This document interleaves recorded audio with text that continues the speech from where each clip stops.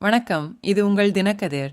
பல்வேறு சாதிகளைச் சேர்ந்தவர்கள் அர்ச்சகராக பணியாற்றுவதை தடுக்கும் தடைகளை தகர்த்தெறிந்து கோயில் நடைமுறைகளில் சமத்துவத்தை உறுதி செய்வதில் தனது உறுதிப்பாட்டை முதல்வர் ஸ்டாலின் அறிவித்தார். செவ்வாய்க்கிழமை 11 பெண்கள் உட்பட 115 மாணவர்களுக்கு இந்து சமய அறநிலையத்துறை கோவில்களில் அர்ச்சகர்களாகவும் ஊதுவார்களாகவும் வெற்றிகரமாக பயிற்சி பெற்றதைத் தொடர்ந்து ஸ்டாலின் தனது ஆதரவை தெரிவித்தார். சமூக ஊடக தளமான எக்ஸில் அவரது செய்தி, கோவில் நுழைவு மற்றும் அர்ச்சகர் மீதான வரலாற்று கட்டுப்பாடுகளை கடக்க வலியுறுத்தியது. ஒரு கவிதை பதிவில் உள்ளடக்கத்தை நோக்கிய குறிப்பிடத்தக்க முன்னேற்றங்களை பற்றி ஸ்டாலின் குறிப்பிட்டார்.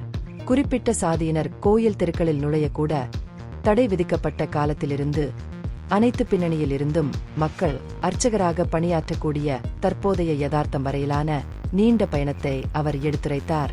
இந்த முன்னேற்றம் பல்வேறு சாதிகளைச் சேர்ந்த அர்ச்சகர்களை அனுமதிப்பது மற்றும் அவர்களுக்கான பயிற்சி பள்ளிகளை நிறுவுவது போன்ற சட்ட மாற்றங்களால் சாத்தியமானது என்று அவர் குறிப்பிட்டார்.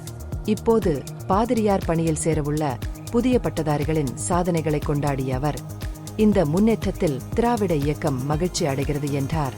மேலும் ஸ்டாலின் கோவை, விருதுநகர், பெரம்பலூர், அரியலூர் ஆகிய இடங்களில்தான் மேற்கொள்ளவிருக்கும் சுற்றுப்பயணங்கள் குறித்து கட்சியினருக்கு எழுதிய கடிதத்தில் மக்கள் நலனுக்கான தனது அர்ப்பணிப்பை மேலும் தெரிவித்தார்.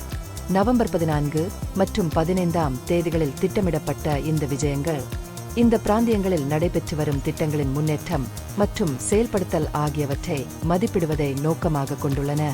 நலன்புரி நடவடிக்கைகள் மற்றும் அனைத்து குடிமக்களின் நலன்களை பெறுவதற்கான உரிமைகள் ஆகிய இரண்டிற்கும் தனது அர்ப்பணிப்பை அவர் கட்சி உறுப்பினர்களுக்கு உறுதியளித்தார். மேலும் இப்பகுதியில் வரவிருக்கும் பொருளாதார வளர்ச்சி குறித்த செய்திகளை ஸ்டாலின் பகிர்ந்து கொண்டார். ஒரு சர்வதேச காலனி நிறுவனம் பெரம்பலூரில் ஒரு தொழிற்சாலை அமைக்க விருப்பம் தெரிவித்துள்ளது. இது உள்ளூர் வேலை வாய்ப்பு மற்றும் வளர்ச்சியை அதிகரிக்கும் நடவடிக்கையாகும். இந்த சாத்தியமான முதலீடு கிராமப்புறங்களில் பொருளாதார வளர்ச்சியில் அரசாங்கத்தின் பரந்த கவனத்தை பிரதிபலிக்கிறது. கோவை, ஈரோடு, கன்னியாகுமரி, புதுக்கோட்டை, தென்காசி, திருச்சி உள்ளிட்ட 17 மாவட்டங்களில் புதிய ஊராட்சி ஒன்றிய அலுவலகங்களை முதல்வர் செவ்வாய்க்கிழமை திறந்து வைத்தார்.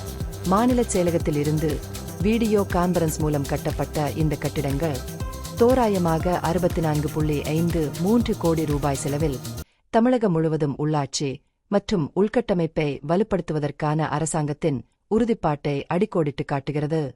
இது உங்கள் தினக்கதிர். நன்றி.